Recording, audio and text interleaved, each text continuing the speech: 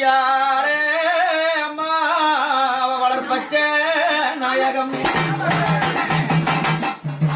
மணல் குவித்தார் அரணார உண்டு செய்தார் சேர்த்து மணல் குவித்தல் அவள் சிவனார உண்டு செய்தார் எழுமுனி உனது என்னாத கோடி முனி அம்மா காதலி மரம் இழந்து அந்த கட்டழகி பந்தலிட்டு காய கறி சமைப்ப அந்த கைலாய லோகத்தில